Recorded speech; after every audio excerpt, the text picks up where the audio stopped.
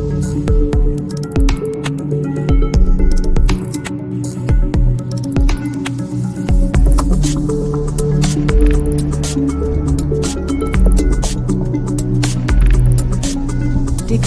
AI. Olá a todos, bem-vindos a mais um Decoding AI. Hoje trazemos um tema novo, cibersegurança e inteligência artificial. Um tema que nós não abordamos até agora e que é um tema muito importante porque, na verdade, IA e cibersegurança já não são mais, digamos, dois mundos separados. Ou seja, nós, na verdade, nos últimos tempos, passamos a ter a IA como um dos maiores aliados na defesa digital, não é? Automatiza, por exemplo, a detecção de ameaças, acelera respostas, melhora a monitorização, até permite também antecipar ataques, portanto, que se calhar antes eram impossíveis de prever. Contudo, por outro lado, também se tornou uma das maiores armas do cibercrime, não é? Portanto, ataques mais sofisticados, um phishing muito mais eficiente, tipo fakes, enfim. Temos aqui, no fundo, todo um contexto que é fundamental nós explorarmos, porque, na verdade, isto coloca uma pressão crescente nas empresas, que precisam de proteger os seus dados, as suas operações, a sua reputação, mas nem sempre têm esta maturidade técnica ou recursos.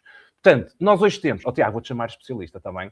Temos um especialista aqui em cibersegurança, o Tiago Vieira, né, porque é CEO da Cybertech Acceleration, Managing Partner também da Core Angels e Advisor na CyberX, e também é advogado. Portanto, estamos no ideal, não é? Entre cibersegurança, parte legal, temos aqui o perfil certo para, no fundo, nos trazer aqui mais clareza sobre este tópico. Portanto, Tiago, conta-nos, por favor, um bocadinho de quem é que tu és e como é que, no fundo, esta tua jornada, que, na verdade, portanto, nós falamos aqui de Angel Investing, Core Angels, falamos de cibersegurança, falamos da componente legal, portanto, como é que tu, no fundo, chegas a esta área da cibersegurança, à inteligência artificial, à criação, por exemplo, da Cybertech Acceleration, portanto, como é que tudo isto chegou ou veio desembarcar onde estás hoje a fazer aquilo que estás a fazer? Boa, Marcos. Bom, primeiramente, obrigado aqui pela oportunidade.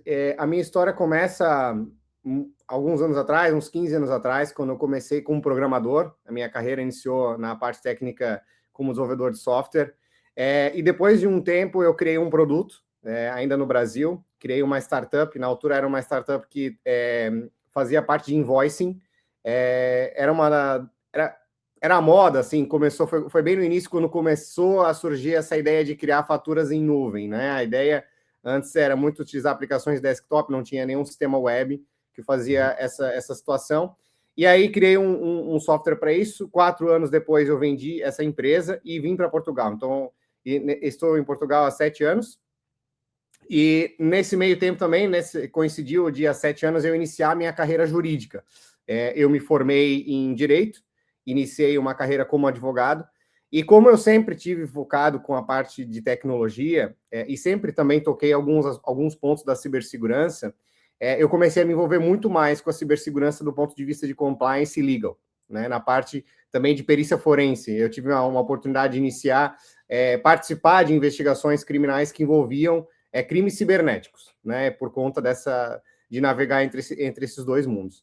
E aí, em Portugal, eu encontrei uma oportunidade também de apoiar o surgimento de startups nessa área. Pelo fato de eu iniciar também, de ter saído da minha empresa, né, ter feito um exit, ter iniciado uma carreira como investidor anjo em 2021, eu comecei a ver essa oportunidade que existia no mercado, esse gap. Hoje existem muito poucas startups de cibersegurança. Eu costumo dizer que é um oceano azul, né? Nós temos muita oportunidade ainda para criar negócios reais, escaláveis, né, produtos mesmo, para resolver problemas e dores reais da cibersegurança. Então, foi com esse objetivo que nós criamos aqui a Incubou e a Cybertech Acceleration. Estamos há 2 anos com esse projeto. E o objetivo realmente é ajudar a criar novas startups de cibersegurança e aquelas que já existem a escalar para outros mercados, né? Seja Brasil, Estados Unidos ou até mesmo outros países da União Europeia. Olha, e onde é que então... Força. Desculpa, não é só para esta curiosidade este teu curso de Direito, digamos, potenciou esta... Já sabemos que não é obrigatório, mas gostava de perceber, realmente potencia, porque, quer se queira, quem não, dominas um outro tipo de conhecimento que muitas vezes cruza com esta cibersegurança. Sentiste isso? Exatamente, Pedro. O que eu senti é que me ajudou muito para conseguir perceber como que funciona um processo, né? Como que funciona a questão das leis mesmo, como que a lei é interpretada, como que um processo judicial, a questão das provas, né? Então, na parte da cibersegurança, nós temos a questão da forense, né, que é para conseguir depois apurar o que aconteceu, a parte da cadeia de custódia. Então, a minha formação em direito me ajudou muito com essa questão de entender esse outro lado da cibersegurança, que é o lado da compliance e do lado da perícia, né? Que é depois que um incidente, um ataque cibernético acontece, nós temos uma etapa que é a resposta a incidentes. E uma das componentes dessa resposta a incidentes é a perícia forense, né? E é identificar ali o que aconteceu para que a equipa, né, a empresa que sofreu aquele ciberataque consiga aprender com aquela situação para melhorar o seu processo e que aquilo não aconteça, ou quando acontecer, que o impacto seja menor, né? Então, com certeza, esse conhecimento legal e vivenciar na prática, sabe, Pedro? Eu costumo dizer que é assim, a lei ela é muito bonita na teoria, mas na prática a teoria é outra, né? Então, conseguir perceber como que é conduzida uma investigação criminal na prática, o que aquilo, né, de fato reflete nas situações, naquelas políticas que nós vimos no papel, né, como que aquilo de fato é levado, né, e como que as provas são analisadas em tribunal. Então, tudo isso realmente me ajudou a ter aí um conhecimento diferente para entender melhor como que, na prática, né, quando o incidente cibernético acontece, como que a situação ela deve ser conduzida, até pensando, né, num possível futuro processo criminal ou até mesmo uma eventual responsabilização, né, que pode acontecer depois, civil dos envolvidos, né, uma questão de indenização, pedido indenizatório, alguma coisa nesse sentido, pode acontecer. Então, realmente foi fundamental aqui para criar essa ponte, né, e conseguir ter esse conhecimento. Ou seja, no fundo, se nós utilizássemos aqui uma metáfora desportiva, és em simultâneo, és treinador-jogador. É isso. És treinador-jogador, porque geres os recursos, mas depois também és mais um que estás dentro do campo também a executar. Isso acaba por dar aqui uma visão muito, muito 360, não é? Ou seja, e se nós agora virmos, ou seja, e compararmos ou analisarmos o cruzamento da IA com a segurança, ou seja, o cruzamento da inteligência artificial com esta componente da cibersegurança, o que é que realmente muda? Ou seja, que casos práticos mais relevantes é que nós hoje temos de como é que, no fundo, a IA está a transformar a cibersegurança? Pronto, então, na cibersegurança, Marcos, eu costumo dizer que é uma das poucas áreas hoje que nós temos a inteligência artificial contra a inteligência artificial, né? No mundo da cibersegurança, nós temos dois conceitos muito utilizados, que é o Red Team e o Blue Team, né? Aqueles que atacam e aqueles que defendem, basicamente. E na cibersegurança, o que nós temos são ferramentas de Red Team, ou seja, os hackers, que em alguns casos são mal intencionados, utilizam ferramentas para causar um prejuízo, né, para a empresa ou para um conjunto de indivíduos. E aí o que nós temos visto são phishings, né, que estão cada vez mais próximos de e-mails reais, muito difíceis de conseguir identificar. Nós temos a parte, por exemplo, de ataques deepfake, né? Pessoas que recebem uma chamada, imagina, você recebe uma chamada, isso já acontece muito no Brasil, né? E você acha que está a falar com uma pessoa quando na verdade é outra, né? Aconteceu em Hong Kong também, foi um dos casos emblemáticos nisso, é um prejuízo de milhões de dólares, uma pessoa que recebeu uma chamada, achava que estava numa reunião com os C-levels da empresa, no fim aquilo era tudo deepfake, era tudo inteligência artificial, fez uma transferência e também causou um prejuízo enorme para a empresa. E isso acontece diariamente, né? Nós tivemos o caso de uma outra senhora que achava que estava a falar com o Brad Pitt e fez uma transferência também, e perdeu ali alguns milhares ou milhões de euros. Então, assim, essa situação da inteligência artificial, inclusive está sendo acusado agora em relatórios recentes, que antes nós falávamos muito sobre ransomware, né? Falávamos muito de malware, dos vírus que aconteciam, né? Dos sequestros de dados que aconteciam dentro das empresas. Hoje, com a inteligência artificial, já muda um pouco o foco. A gente percebe que o foco mais dos criminosos agora, pela facilidade da inteligência artificial, né? Hoje que nós temos aí, está muito mais em gerar fraudes, né? Em crimes que realmente estão relacionados com fraudes de assinatura, fraudes de contratos, né? Se fazer passar por uma pessoa, essa parte de personificação, né? Impersonar uma outra pessoa. Então, isso na parte do ataque, nós temos visto aí esses exemplos bem clássicos. E é claro que também temos robôs, né? Que estão a tentar atacar sistemas, né? 24/7. E aí não precisa mais nenhuma intervenção humana praticamente para a pessoa tentar atacar um sistema, né? Nós temos a inteligência artificial, inclusive, utilizada para a criação, né? Nós tivemos casos, inclusive, aqui em Portugal, da criação de um chat GPT, por exemplo, que tinha o objetivo criar vírus, né? Então, assim, esse é o paradigma que nós temos aqui da parte do ataque. E na parte da defesa, nós também temos ferramentas, né? Ferramentas de Blue Team, que nós chamamos, que é para proteger contra esses ataques. Só que a inteligência artificial também, ela não é perfeita. Então, nós temos ainda muitos falsos positivos, nós ainda precisamos de muita intervenção humana, né? E quando a gente fala de Blue Team aqui, é no sentido de, no âmbito da cibersegurança, nós temos muito o cenário da monitorização, né? Por exemplo, o SOC, né, que são Security Operation Centers, onde as pessoas, às vezes, trabalham 24 horas por 7 dias por semana e vão monitorizar, né, e com o uso da inteligência artificial até para evitar potenciais burnout, porque essas pessoas, elas realmente precisam estar ali monitorando toda a situação, né, que acontece, os incidentes cibernéticos, alertas que aparecem de logs, de potenciais invasões, que às vezes são falsos positivos, mas que vão precisar de uma intervenção. E a inteligência artificial, ela surge nesse contexto para auxiliar, né, o humano, nesse caso, da defesa, mas infelizmente ainda não substitui, né? Infelizmente ou felizmente, né? A gente ainda tem essa... Essa era por acaso uma questão seguinte, mas tu lembraste-me aqui de algo que é, ou seja, tu após teres dito e teres citado estes casos, eu fiquei realmente com a sensação que há muita falta de literacia sobre aquilo que é a cibersegurança.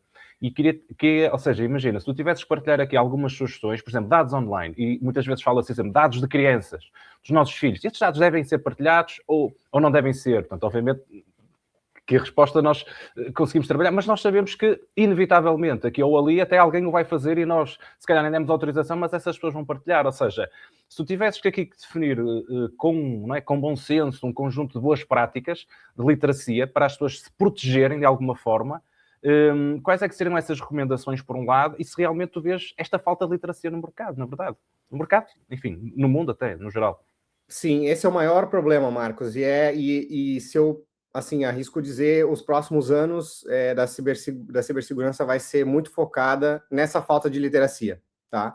Porque é um problema que nós não conseguimos enxergar ainda a médio e longo prazo uma resolução que fique próxima do ideal. Nós ainda temos muitas pessoas que não sabem lidar com a tecnologia, não sabem dos riscos que uma situação... E esse caso que citasse é um caso clássico, inclusive teve campanhas aí que foram disseminadas agora recentemente com a Autoridade de Proteção de Dados da Irlanda, onde uma criança vai no shopping, não sei se viram esse vídeo, né? Tem uma criança que vai no shopping e as pessoas começam a interagir com ela com base em dados que elas sabem sobre ela, né?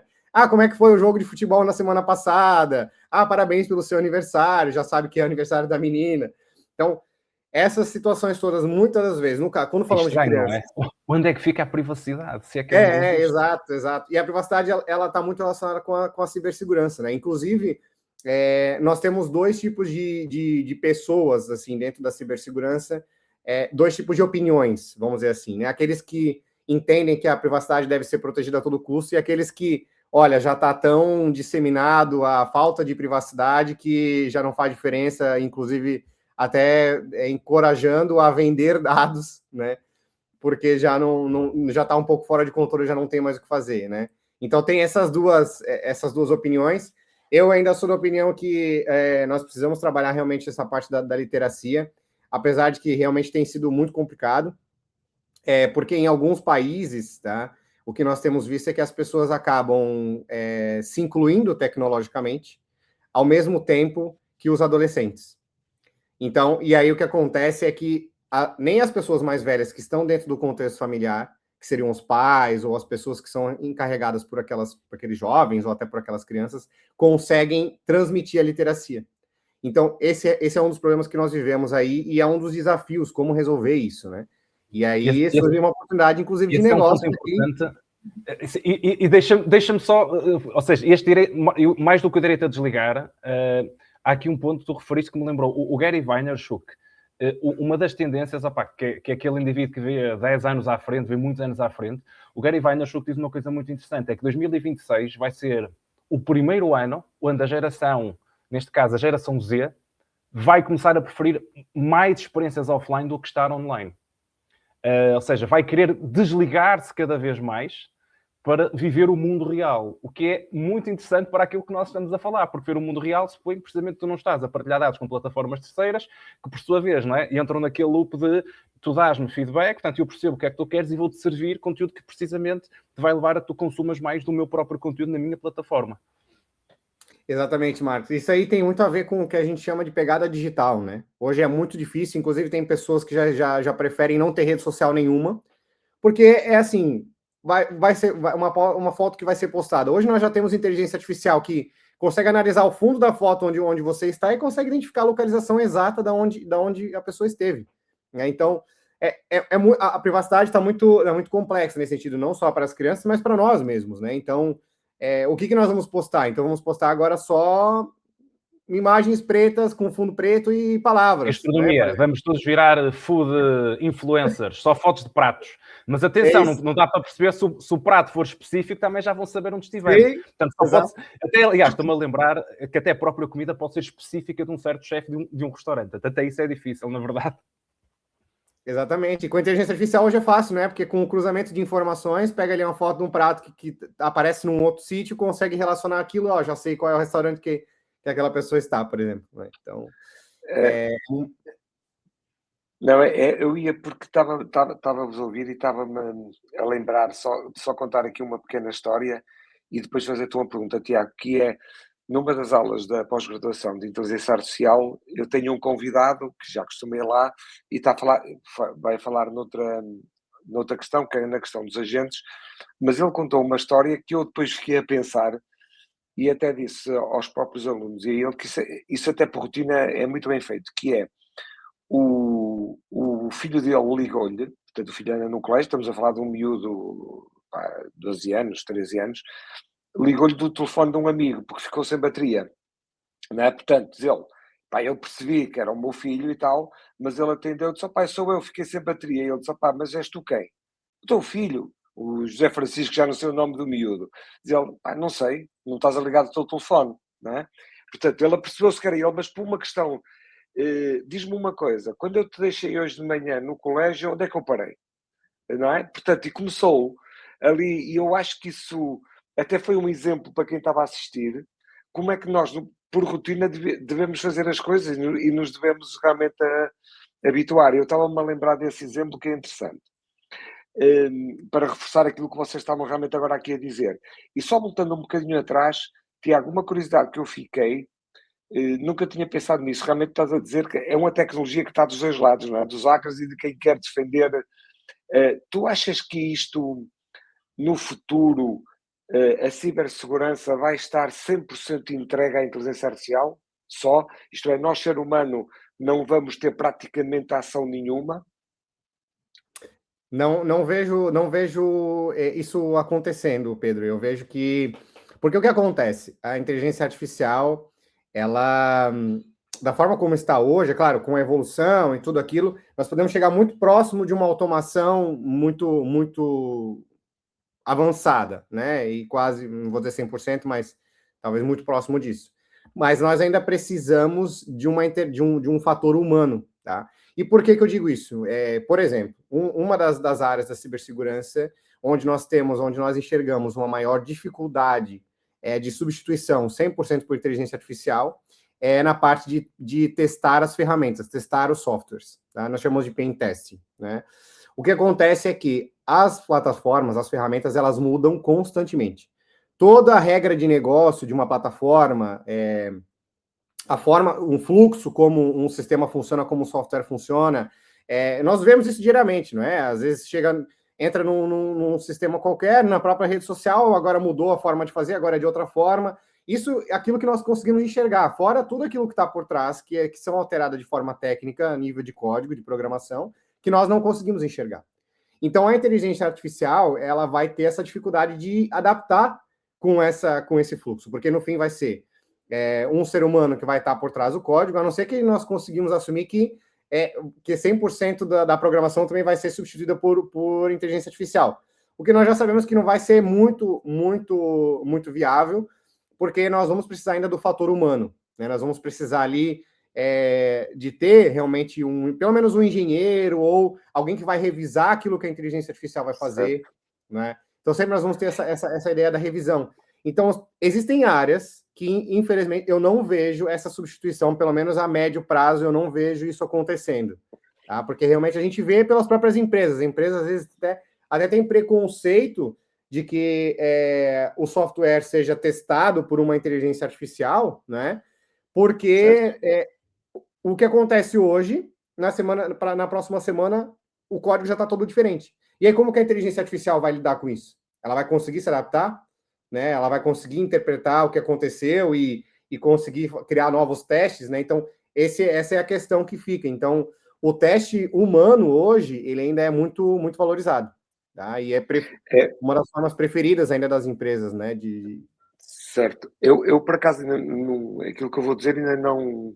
Foi hoje de manhã, assim, muito de relance no LinkedIn, mas que o CEO pensou que a da Anthropic já tinha há uns anos, não é dito, que grande parte da programação que ia ser feita e que agora a coisa, ele veio, não sei se esta semana, admitir até que já está muito mais avançado do que ele próprio pensava, não é?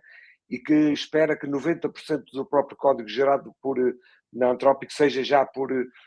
Só que depois realmente ele diz uma coisa que vai de conta aquilo que tu dizes, mas já não quer dizer que vamos ter menos programadores, menos pessoas dedicadas, mas aquele 10% que realmente é muito complicado, que era muito difícil, finalmente as pessoas vão se poder dedicar mais a esses 10% que depois são estruturais para todo o resto, realmente.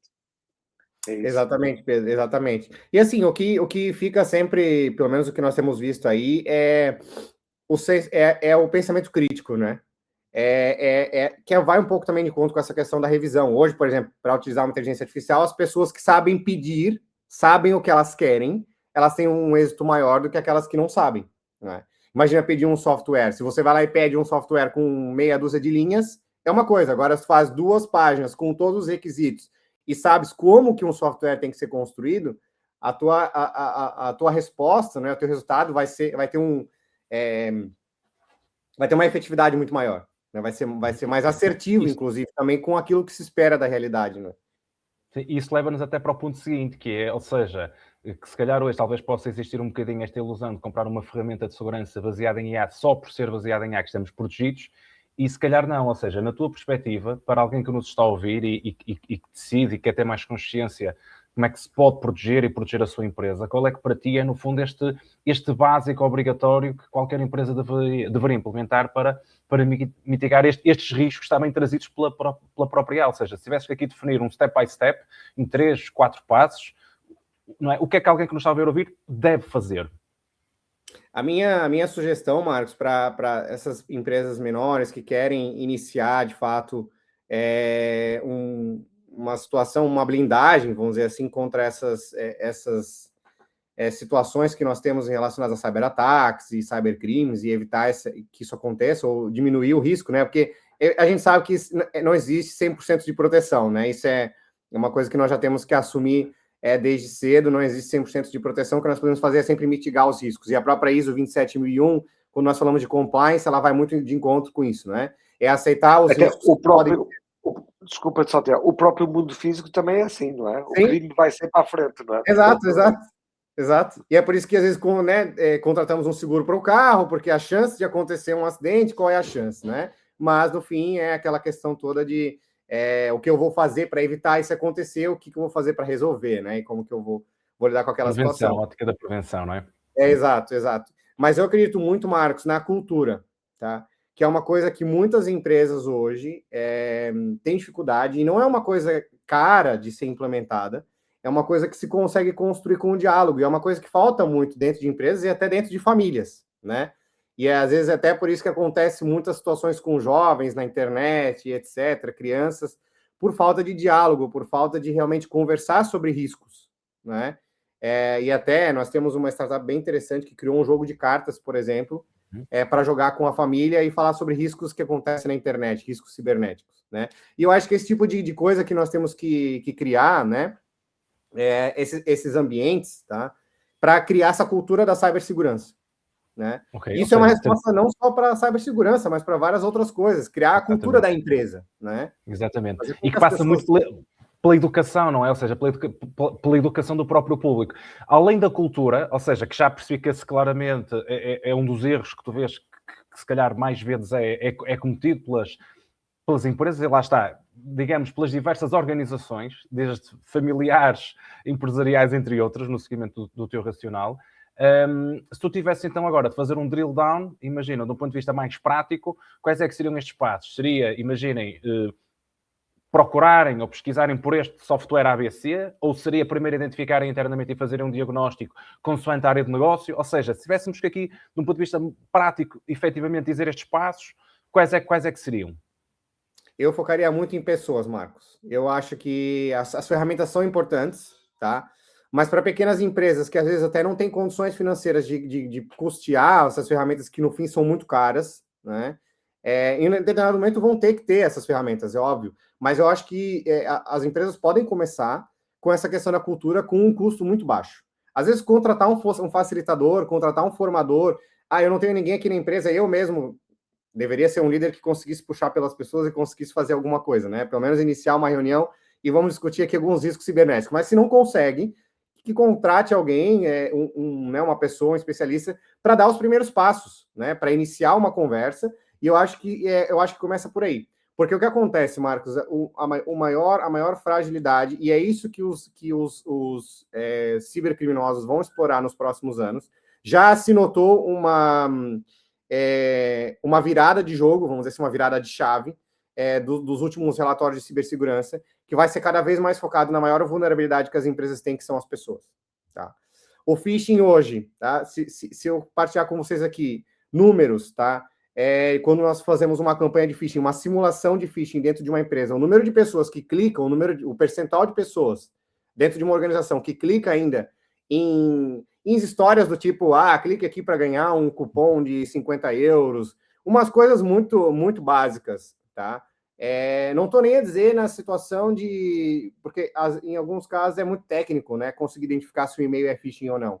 Mas às vezes é muito uma questão até de ganância da pessoa, sabe? Vou ganhar 50 euros num voucher, não sei, no XPTO, né? Então, e a engenharia social, que hoje é uma coisa muito utilizada pelos hackers, vai de encontro com essa questão das redes sociais, tá? Que são as informações que nós mesmos produzimos e deixamos públicas de certa forma, e os hackers vão se aproveitar disso. Imagina, o restaurante favorito. Mais não é? Parece que é para mim, que está a falar para mim. Exato, porque imagina, a pessoa, o hacker sabe que você tem... eu não vou dizer nem o hacker, tá? Porque o hacker, nós temos um conceito de que o hacker são as pessoas que realmente invadem o sistema, e hoje os cibercriminosos eles não precisam nem ter conhecimento técnico nenhum, principalmente por causa disso, por causa da IA, Então, hoje é muito fácil ser um cibercriminoso, tá? E aí é importante a gente separar até a questão do hacker, porque o hacker ele é mais associado com uma pessoa que realmente invade um sistema, tá? E nesses casos das pessoas, não necessariamente é preciso invadir, é só preciso fazer o quê? Identificar o restaurante favorito, o restaurante que aquela pessoa, ou alguma coisa que ela gosta muito, ela gosta de tênis, qual é o esporte que ela pratica, etc., e começar a mandar e-mails que toquem nesse lado emocional. E aí a gente vai começar a falar também de inteligência emocional, né? Que hoje muitas pessoas têm esse problema, principalmente as gerações mais novas, e eu vejo vários posts sobre isso, né? Que é difícil de criar um time por conta desses problemas, e encontrar pessoas que têm inteligência emocional e a capacidade de assumir responsabilidades, por exemplo, né? E a gente começa a falar de outras coisas aqui que não tem nada a ver com cibersegurança, mas na verdade tem tudo a ver com cibersegurança, porque no fim está tudo relacionado, né, com o comportamento pessoal. Nós, na verdade, falamos da relação entre inteligência emocional e cibersegurança, era algo que eu, por exemplo, não tinha imaginado antes desta nossa conversa, mas que faz todo o sentido, na verdade, não é? Dentro do contexto que nós estamos a abordar, faz todo o sentido. Tenho uma questão para ti, mas, Pedro, não sei se queres estar aqui assim. Sim, estou curioso até por outra experiência paralela que eu vivi, que eu vivi no sentido que eu tive conhecimento, que nós estamos aqui num país de PMEs. Não sei, Tiago, se tu estás mais em Lisboa, no Porto, ou se estás mais a sul ou a norte. Mais no Porto, sim. Não é no Porto? Pronto. Nós aqui no Porto, no norte, então PMEs devem ser quase 99% das empresas, se no país são 95%. E o que é a prática corrente? E vocês terão isso, eu sou atacado e pago, não é? Portanto, as pessoas já nem pensam duas vezes E pagam porquê? Pagam porque precisam dos dados ou porque a coisa parou, etc. Mas o que é que eu começo... E esta questão cultural que falaste é importante. O que é que eu começo? Começo a perceber que... porque alguns já foram atacados 2 ou 3 vezes e as pessoas acham que aquilo quase... Deixa-me exagerar. Tem que estar no orçamento já. Ok, pronto. Olha, 500 mil euros é para... Vamos ter que pôr aí na margem dos produtos que é para pagar... Portanto, e realmente é uma cultura um bocado estranha, não é? E agora a pergunta que eu te fazia, porque é uma coisa que o Marcos gosta muito e fala nisso várias vezes, é: alguma hipótese do vosso lado de quem está na cibersegurança produtizar um serviço qualquer que permita até por antecipação dizer assim, olha, este produto é o 2.0, instalem, façam. Achas que isso é possível, sabendo, e tu foste muito claro, que há sempre a cultura por trás, e se tu aí não aderires, acabou, não é? Mas mesmo aderindo há riscos. Tu achas que é possível produtizar algo que, digamos, que nomeadamente nas PMEs, que as sensibilize mais, que isso não é uma fatalidade que eles vão ter que pôr nos orçamentos e pagar, mas é algo que pode ser evitado, digamos, a preços justos? Sim, sim, com certeza. Eu acredito muito nisso, tá? Sabe, Pedro? Porque nós vimos isso com o Uber, né? O que o Uber fez? O Uber democratizou os táxis, né? Que na altura era muito caro, muitas pessoas não tinham acesso porque aquilo era realmente tinha um valor mais elevado e muitas pessoas não tinham acesso por conta do custo. Então, o Uber veio com essa ideia, embora não necessariamente algumas pessoas que discordam de que o Uber democratizou o transporte público, mas veio com essa ideia. E eu sou a favor dessa, e eu acho que há muita oportunidade na cibersegurança com relação a isso, principalmente porque muitas ferramentas da cibersegurança são muito caras ainda hoje, principalmente na área da forense. Então, existe muita oportunidade para desenvolver negócios, desenvolver startups, desenvolver produtos, etc., que venham com essa ideia de democratizar alguma coisa.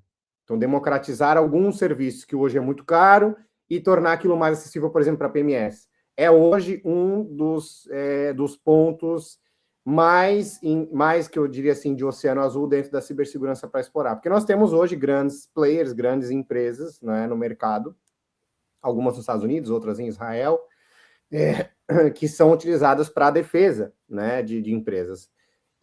Firewalls e outros softwares, etc. Mas existem possibilidades ainda, e isso tudo é muito caro, né? Principalmente licenças. Se falar de forense mesmo, tem um equipamento forense que custa 10 mil euros, por exemplo. É uma licença anual que tem que ser renovada todo ano, uma empresa de Israel, e é hoje uma das únicas formas, por exemplo, de se quebrar criptografias de telemóveis, para fazer perícias criminais em telemóveis, por exemplo, né? Então, imagina uma startup que vai lá e faz uma democratização nesse sentido, para fazer com que PMS tenham acesso a esse tipo de tecnologia de uma forma mais acessível, né? Isso pode, com certeza, contribuir para uma resiliência cibernética um pouco mais eficiente, né? E aumentar um pouco mais, subir a régua, vamos dizer assim, dessa situação, né? E existem outras coisas que podem ser desenvolvidas para, por exemplo, monitorização de e-mails, né?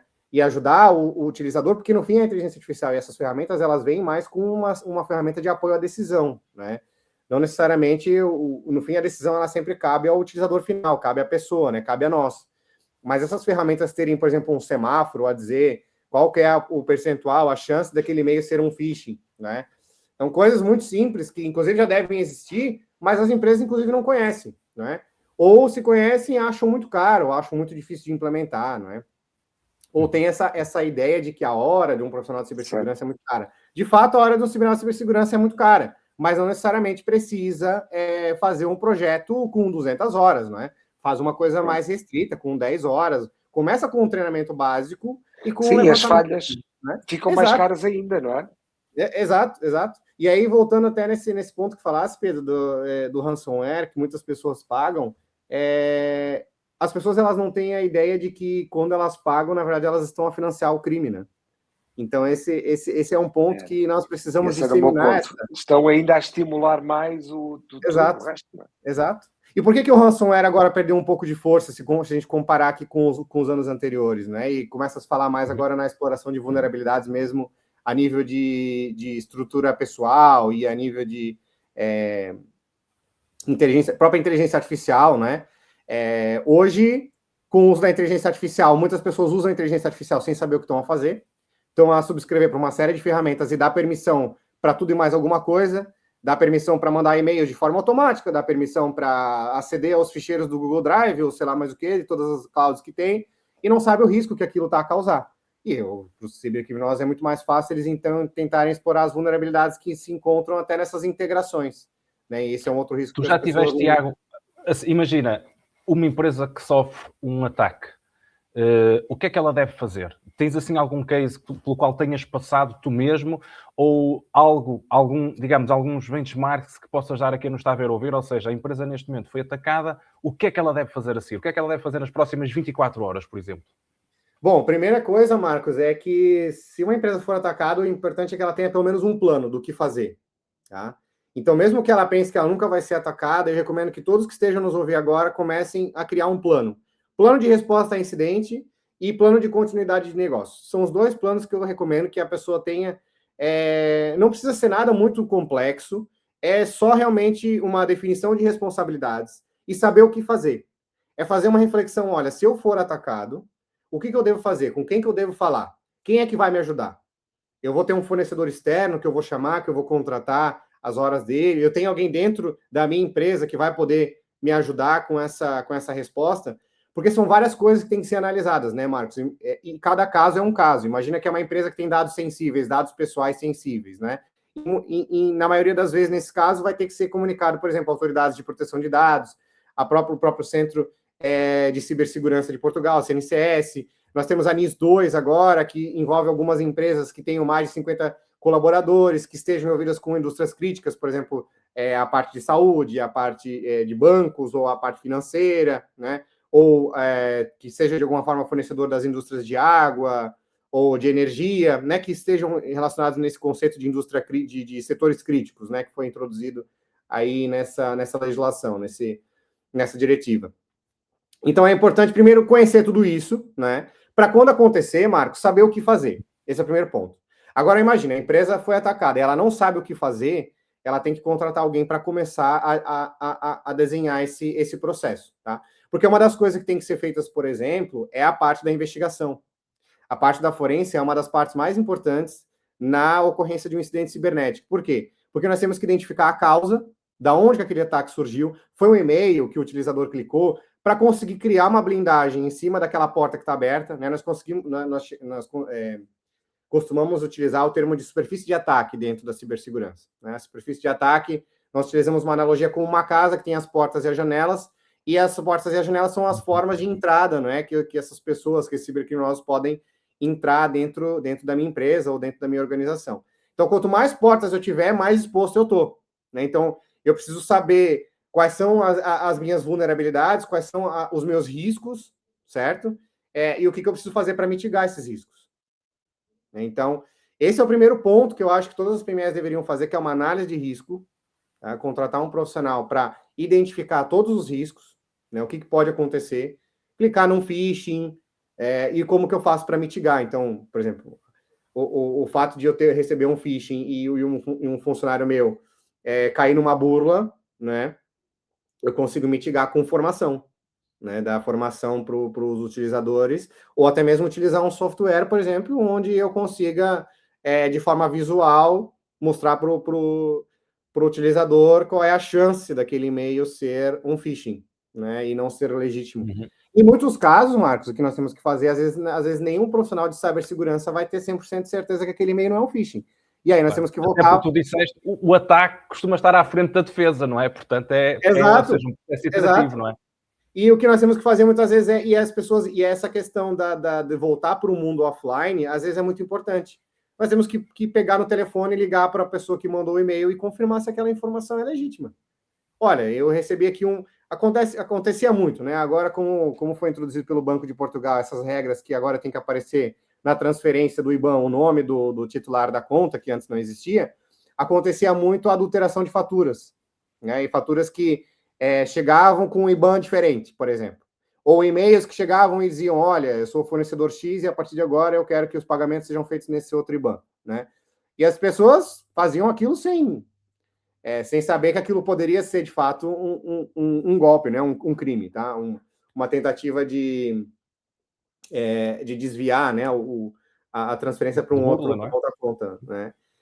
E aí o que precisa ser feito são implementar processos, né, Marcos? E também é o que falta muito nas empresas. Por exemplo, se algum fornecedor hoje me solicita a alteração de um IBAN, eu tenho um processo definido para verificar se aquele IBAN, pedir um comprovativo de IBAN, fazer às vezes um double check, ligar para o fornecedor, perguntar se aquela informação é legítima. É criar um processo, não chegar e alterar, né? Eu recebi a informação, vou alterar pela informação nova e o próximo pagamento eu já faço nesse IBAN sem nenhum tipo de confirmação, sem nenhum tipo de processo. Então, essa questão de implementar processos e até o próprio processo de resposta a incidente é um processo que tem que ser implementado, não é? Então, assim, quando os próprios processos depois permitem-nos escalar, não é? Ou seja, é a criação, no fundo, de sistemas, não é? Exato. É a criação de fluxos, não é? E definição de papéis, que é uma coisa muito importante que muitas pessoas não têm. Quem imagina, hoje, muitas pessoas que estão nos ouvindo aqui agora, se acontecer um ciberataque, como estavas a dizer, não é? Vamos simular que aconteceu aqui uma situação, não sabe nem o que fazer. Por onde que eu começo? Quem que eu vou chamar? Eu tenho aqui um leque de potenciais fornecedores que eu posso ligar e contar com eles para que eles venham aqui me ajudar a resolver o problema, ou não tenho ninguém? Não tenho ninguém que possa me dar um apoio, né, nessa resolução. Tiago, se calhar leva aqui por um outro ponto e que nós há bocado falamos de startups, que é, ou seja, a startup por definição é uma organização que é rápida, não é? Portanto, que rapidamente tenta encontrar product market fit, readiness to scale, crescer, testa muito, experimenta. Como é que, no fundo, uma startup equilibra aquilo que é inovação, não é? Com esta segurança sem, no fundo, matar ou diminuir a velocidade de execução, não é? Como é que tu vês isto neste contexto? Isso aí é uma boa pergunta, Marcos. O que eu tenho falado, eu tenho conversado com muitos founders com relação a isso, que a gente está muito envolvido com startup, e eles sempre me perguntam, né? Mas eu já preciso fazer a certificação ISO 27001 já no início? Não é necessário. O que tu precisa fazer é começar a implementar processos e controles que estão dentro da ISO 27001 para já criar um caminho, preparar um caminho para quando tiveres um faturamento mais considerável, que realmente consigas ter um budget para investir nisso, aí sim, realmente vai ter que fazer. Em um determinado momento, principalmente a depender do segmento onde a empresa atua, né, essas certificações, ISO 27001, a própria adequação à NIS2, até é obrigatória por força de diretiva ou por força de lei. Então, em algum momento, vai ter que ser introduzido. Mas não significa que a pessoa precisa se desesperar com isso nos primeiros passos. Ela tem que fazer isso de forma gradual e paralela, né? Criar um processo também, de novo processo, né? Onde ela vai conseguir implementar isso com os passos, mas começar com essas coisas básicas. Por exemplo, uma coisa que a gente falou, que é a análise de riscos, é a parte inicial principal da implementação da ISO 27001. Então, tendo já uma análise dos riscos que você tem dentro da tua startup, seja startup ou PME ou o que for, já é o primeiro passo para a ISO 27001. Então, já tens um caminho. Ter uma política de resposta a incidente. Aconteceu um incidente cibernético, porque incidente cibernético, na verdade, pode ser várias coisas, né? Não necessariamente um ataque. Eu perdi um computador, por exemplo. Isso pode ser um incidente cibernético. Como que eu vou lidar com uma situação como essa? Se eu tinha dados lá dentro, por exemplo, de algum fornecedor, eu preciso comunicar esse fornecedor, como que eu vou fazer essa comunicação? Então, várias situações ali que eu preciso pensar, mas que eu preciso ter um plano. E esse plano é uma política. Assim como as pessoas hoje fazem política de privacidade, que quase todos os sites hoje já têm, né? Já virou automático. A primeira coisa a fazer quando lançam um site é pensar na política de privacidade, né? Muitas pessoas nem sabem o que estão a fazer, mas acabam a lançar ali a política de privacidade. Mas é a mesma coisa, é pensar nesse plano, né? O que eu vou fazer? São duas coisas essenciais que tem que pensar, Marcos. O primeiro são nas obrigações legais, que muitas vezes são reportar para as autoridades, né? Ou até para as partes envolvidas. E a segunda, que é a principal, que na verdade é a segunda, mas eu digo que é a principal, que é como manter a continuidade dos negócios, né? Eu tive um ataque e a minha empresa está parada, como que eu faço para restaurar o ponto anterior? Eu tenho um backup, eu tenho uma empresa que me ajuda com isso, é manter a continuidade, porque a empresa parada, o prejuízo dela é muito maior, não é? Então, é pensar mais na continuidade dos negócios, tá?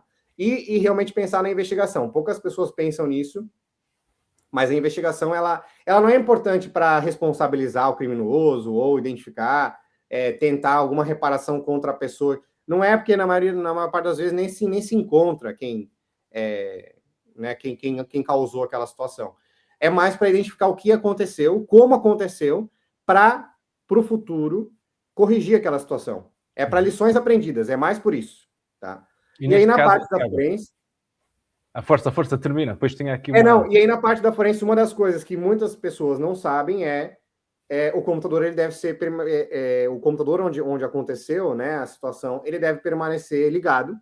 Você pode desconectar ele da rede, né, deve desconectar ele da rede, por exemplo, mas ele deve permanecer ligado porque tudo que está nele, no momento, no estado onde ele se encontra, às vezes até a memória temporária, né? Se você desligar o computador, você perde. E existem algumas informações na memória que podem ser úteis para identificar a origem daquele incidente.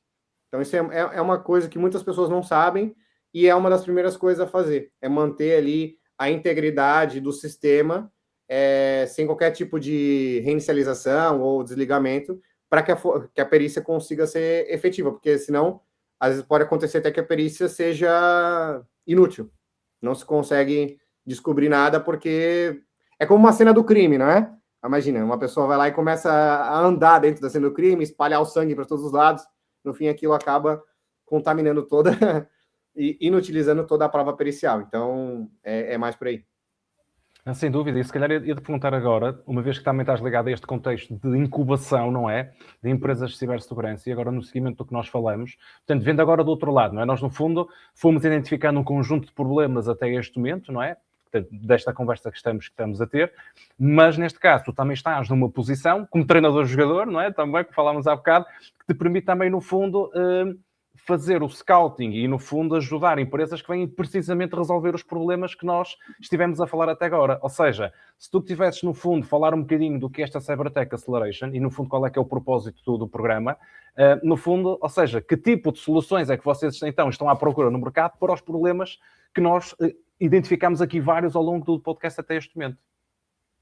Perfeito, Marcos. Hoje, dentro da Cybertech Acceleration, uma das missões principais que nós temos é apoiar o surgimento de novas soluções para aumentar a resiliência cibernética do mundo, né? Do ecossistema, seja Portugal, seja outros países, tá? União Europeia, etc.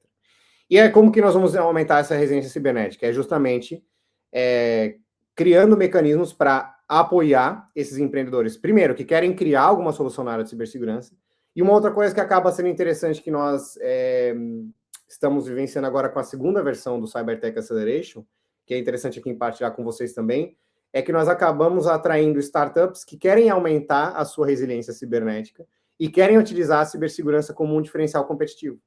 Que no fim, hoje também acaba sendo um diferencial competitivo. Empresas que investem em cibersegurança acabam se destacando mais que empresas que não investem.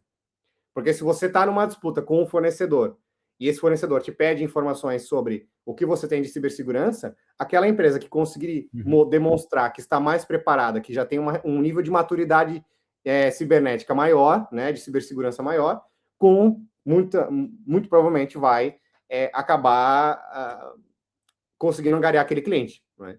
Então, acaba sendo uma vantagem competitiva. E tem pessoas que ainda não entenderam isso. Mas nós temos atraído startups que acabam querendo entrar no nosso ecossistema, porque nós hoje desenvolvemos um ecossistema, nós temos 17 startups da área de cibersegurança. E agora... Em Portugal, mas todas portuguesas? Porque esta área sabe que não é muito falada normalmente. Porque em Portugal, e na verdade esse número, a estatística, ela se repete no Brasil, tá? E até vou partilhar aqui com vocês, eu já falei isso em outras oportunidades, mas em Portugal nós temos cerca de 5 mil startups, tá? E menos de 2% desse número são startups de cibersegurança. No Brasil, o percentual é o mesmo, embora lá o número de startups é o triplo, claro, né, que nós temos, maior, mas o percentual de startups de cibersegurança é o mesmo, é 2% do total. Então é só para perceberem que, de fato, nós temos aqui uma oportunidade, eu costumo dizer que é um oceano azul, realmente de empreender na área de cibersegurança. Mas nós temos um misto aqui, Marcos, de startups hoje dos Estados Unidos, Portugal e Brasil, que é hoje o triângulo que nós temos trabalhado muito forte, tá? Que são esses 3 países.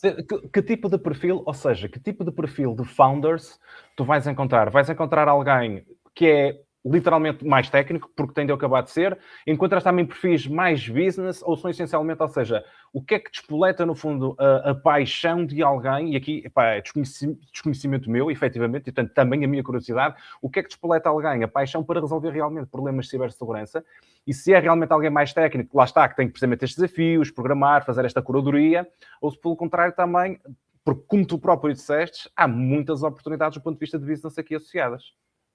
Isso aí agora tocasse no ponto-chave, Marcos, tá? Que é justamente o motivo pelo qual essas startups nos procuram e é um dos principais objetivos do nosso programa de aceleração. As pessoas hoje que atuam com cibersegurança, elas são, na sua grande maioria, pessoas muito técnicas. Então, são pessoas que, em alguns casos, na maioria dos casos, têm dificuldade de posicionamento, têm dificuldade de comunicação, não conseguem comunicar o que vendem, conseguem explicar e falar com o técnico, às vezes com um nível de prolixidade muito alta, não é? Mas conseguem. E depois, para vender, isso não é o suficiente. É preciso ter muita clareza, é preciso que aquilo seja muito... que a pessoa aqui do outro lado, que é leiga, que não percebe nada daquilo, que ela consiga entender, não é? E perceber que ela... enxergar o valor. Esse é o maior... E é um dos principais pontos que a gente toca no programa de aceleração, que é ajudar esses técnicos, esses founders, que são muito técnicos, a comunicar a sua proposta de valor.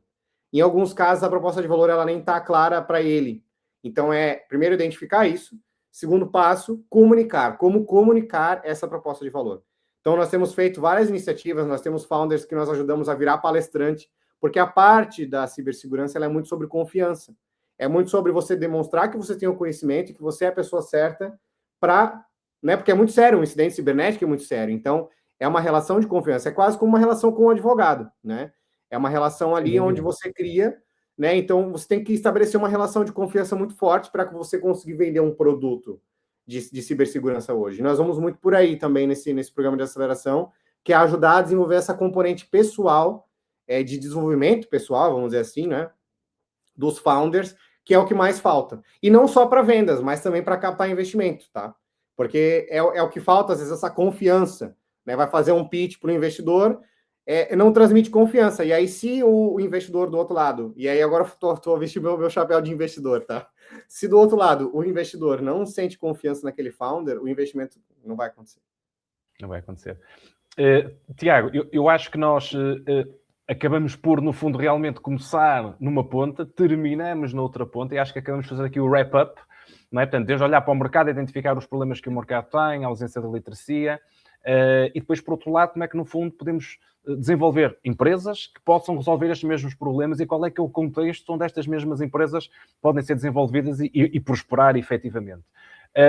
Eu não sei se tens alguma mensagem final que deixasses de gostar, Pedro, não sei se também tens algum comentário. Tenho uma questão final que estava aqui a pensar e que estou curioso, que é, nós estamos a entrar agora numa idade da chamada IA física, não é?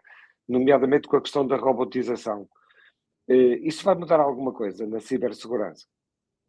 Com certeza, Pedro, porque o que acontece? Isso aqui uma outra oportunidade que muitas pessoas não exploram, até por falta de conhecimento, tá? Se eu posso deixar aqui um recado final até para quem pretende se especializar um pouco mais dentro da cibersegurança ou pensar nesse teste físico, né, das infraestruturas críticas. Esses robôs, essas coisas, elas vão acabar sendo uma infraestrutura crítica, porque imagina o que um robô pode fazer com uma inteligência ali dentro, né? Então, no fundo o que acontece muito com essas estações de energia, né, que nós chamamos de infraestrutura crítica, são profissionais que conseguem testar vulnerabilidades dessas estruturas. Tá? Então, aqui surge uma nova oportunidade que é, de repente, se especializar em estudar vulnerabilidades desses hardware, desses robôs, não é? Que são físicos, para evitar que eles, no fim, sejam... Duas coisas podem acontecer, né? Aqui nós vimos o próprio robô se revoltar contra o próprio owner ali, né? Contra o próprio dono. E a outra é o que nós vimos nos filmes, que pode acontecer, né? E se isso se disseminar, esses robôs é o que provavelmente vai começar a cuidar. Aliás, já acontece. Existem casos, não sei se já viram aí, de robôs aspiradores hoje que são atacados de forma, né, remota, para, por exemplo, fazer uma vigilância dentro de uma casa. Isso é que me assusta quando eu vejo os robôs domésticos, como o NIO, por exemplo, daquela empresa Exxon, uma coisa do género, $500 de subscrição mensais. Ou seja, entre pagar uma pessoa, não é, que trabalha X dias por semana e ter alguém que está 7 dias por semana, mas por outro lado, eu fico assustado, quer dizer, um tipo está a dormir e está ali alguém, que se de repente alguém, não é, faz ali o hackeamento ao sistema dele, nós já fomos, nem acordamos.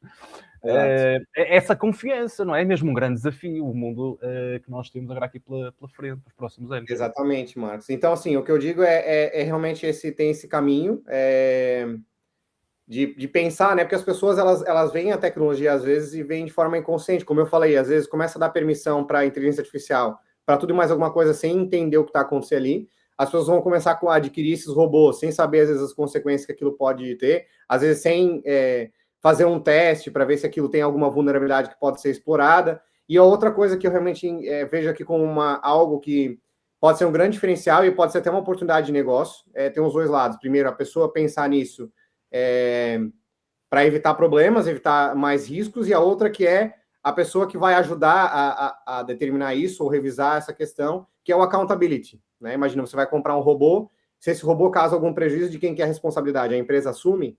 Como que está o contrato disso, né? Aqueles termos de uso que a maior parte das pessoas não leem nada daquilo, né? O que está escrito lá dentro, né?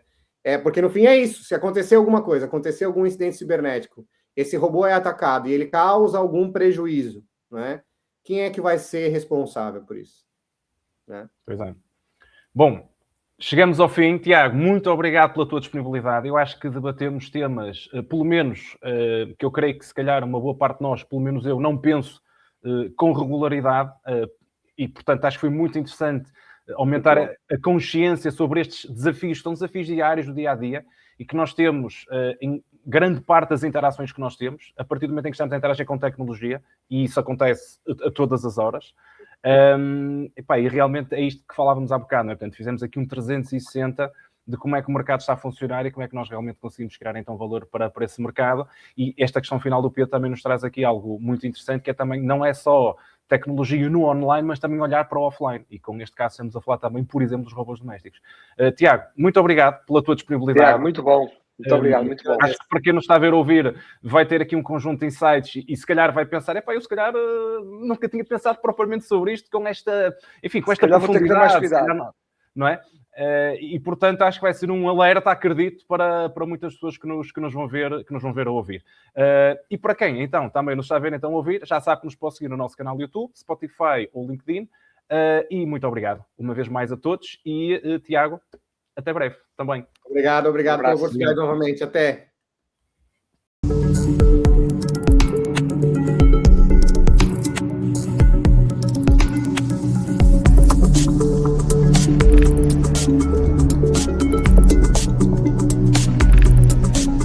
Decoding AI.